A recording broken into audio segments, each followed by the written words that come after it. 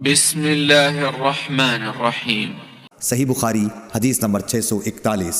ابو سلمہ کہتے تھے کہ ہمیں جابر بن عبداللہ انصاری رضی اللہ تعالیٰ عنہ نے خبر دی کہ نبی صلی اللہ علیہ وسلم کی خدمت میں عمر بن خطاب رضی اللہ تعالیٰ عنہ غزوہ خندق کے دن حاضر ہوئے اور عرض کی، یا رسول اللہ، قسم اللہ کی سورج غروب ہونے کو ہی تھا کہ میں اب عصر کی نماز پڑھ سکا ہوں۔ آپ جب حاضر خدمت ہوئے تو روزہ افطار کرنے کا وقت آ چکا تھا۔ نبی کریم صلی اللہ علیہ وسلم نے فرمایا، قسم اللہ کی میں نے بھی تو نماز عصر نہیں پڑھی ہے۔ پھر آپ بطحان کی طرف گئے، میں آپ کے ساتھ ہی تھا۔ آپ نے وضو کیا، پھر عصر کی نماز پڑھی، سورج ڈوب چکا تھا، پھر اس کے بعد مغرب کی نماز پڑھی۔ صحیح بخاری حدیث نمبر 642۔ عبدالعزیز بن صہیب نے حضرت انس رضی اللہ تعالیٰ عنہ سے بیان کیا، انہوں نے کہا کہ نماز کے لیے تکبیر ہو چکی تھی اور نبی صلی اللہ علیہ وسلم کسی شخص سے مسجد کے ایک گوشے میں چپکے کان میں باتیں کر رہے تھے۔ پھر آپ نماز کے لیے جب تشریف لائے تو لوگ سو رہے تھے۔ صحیح بخاری حدیث نمبر 643۔ حمید طویل نے بیان کیا کہ میں نے ثابت بنانی سے ایک شخص کے متعلق مسئلہ دریافت کیا جو نماز کے لیے تکبیر ہونے کے بعد گفتگو کرتا رہے۔ اس پر انہوں نے انس بن مالک رضی اللہ تعالیٰ عنہ سے بیان کیا کہ انہوں نے فرمایا کہ تکبیر ہو چکی تھی۔ اتنے میں ایک شخص نبی کریم صلی اللہ علیہ وسلم سے راستے میں ملا اور آپ کو نماز کے لیے تکبیر کہی جانے کے بعد بھی روکے رکھا۔ صحیح بخاری حدیث نمبر 644۔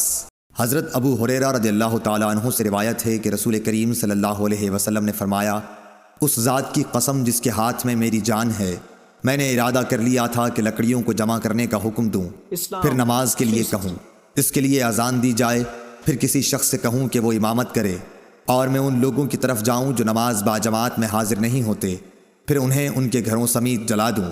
اس ذات کی قسم جس کے ہاتھ میں میری جان ہے، اگر یہ جماعت میں نہ شریک ہونے والے لوگ اتنی بات جان لیں کہ انہیں مسجد میں ایک اچھے قسم کی گوشت والی ہڈی مل جائے گی یا 2 عمدہ کھر ہی مل جائیں گے تو یہ عشاء کی جماعت کے لیے مسجد میں ضرور حاضر ہو جائیں۔ صحیح بخاری حدیث نمبر 645۔ حضرت عبداللہ بن عمر رضی اللہ تعالیٰ عنہ سے روایت ہے کہ رسول اللہ صلی اللہ علیہ وسلم نے فرمایا کہ جماعت کے ساتھ نماز اکیلے نماز پڑھنے سے 27 درجہ زیادہ فضیلت رکھتی ہے۔ صحیح بخاری حدیث نمبر 646۔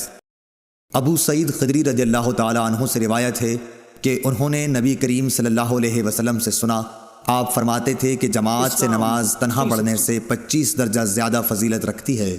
صحیح بخاری حدیث نمبر 647۔ ابو صالح نے کہا کہ میں نے حضرت ابو ہریرہ رضی اللہ تعالیٰ عنہ سے سنا کہ نبی صلی اللہ علیہ وسلم نے فرمایا کہ آدمی کی جماعت کے ساتھ نماز گھر میں یا بازار میں پڑھنے سے 25 درجہ زیادہ بہتر ہے۔ وجہ یہ ہے کہ جب ایک شخص وضو کرتا ہے اور اس کے تمام آداب کو ملحوظ رکھ کر اچھی طرح وضو کرتا ہے، پھر مسجد کا راستہ پکڑتا ہے اور سوائے نماز کے اور کوئی دوسرا ارادہ اس کا نہیں ہوتا، تو ہر قدم پر اس کا 1 درجہ بڑھتا ہے اور 1 گناہ معاف کیا جاتا ہے، اور جب نماز سے فارغ ہو جاتا ہے تو فرشتے اس وقت تک اس کے لیے برابر دعائیں کرتے رہتے ہیں جب تک وہ اپنے مصلی پر بیٹھا رہے۔ کہتے ہیں، اے اللہ اس پر اپنی رحمتیں نازل فرما، اے اللہ اس پر رحم کر، اور جب تک تم نماز کا انتظار کرتے رہو گویا تم نماز ہی میں مشغول ہو۔ صحیح بخاری حدیث نمبر 648۔ سعید بن مسیب اور ابو سلمہ بن عبد الرحمن نے خبر دی کہ حضرت ابو ہریرہ رضی اللہ تعالیٰ عنہ نے کہا کہ میں نے نبی کریم صلی اللہ علیہ وسلم سے سنا، آپ صلی اللہ علیہ وسلم نے فرمایا کہ جماعت سے نماز اکیلے پڑھنے سے 25 درجہ زیادہ بہتر ہے، اور رات دن کے فرشتے فجر کی نماز میں جمع ہوتے ہیں۔ پھر ابو ہریرہ رضی اللہ تعالیٰ عنہ نے فرمایا کہ اگر تم پڑھنا چاہو تو سورہ بنی اسرائیل کی یہ آیت پڑھو، ان قرآن الفجر کان مشہودا، یعنی فجر میں قرآن پاک کی تلاوت پر فرشتے حاضر ہوتے ہیں۔ صحیح بخاری حدیث نمبر 649۔ شعیب نے فرمایا کہ مجھ سے نافع نے ابن عمر رضی اللہ تعالیٰ عنہ کے واسطے سے اس طرح حدیث بیان کی کہ جماعت کی نماز اکیلے کی نماز سے 27 درجہ زیادہ فضیلت رکھتی ہے۔ صحیح بخاری حدیث نمبر 650۔ اعمش نے بیان کیا کہ میں نے سالم سے سنا، کہا کہ میں نے ام درداء سے سنا، آپ نے فرمایا کہ ایک مرتبہ ابو درداء آئے، بڑے خفا ہو رہے تھے۔ میں نے پوچھا کہ کیا بات ہوئی جس نے آپ کو غضبناک بنا دیا؟ فرمایا، خدا کی قسم حضرت محمد صلی اللہ علیہ وسلم کی شریعت کی کوئی بات اب میں نہیں پاتا سوائے اس کے کہ جماعت کے ساتھ یہ لوگ نماز پڑھ لیتے ہیں۔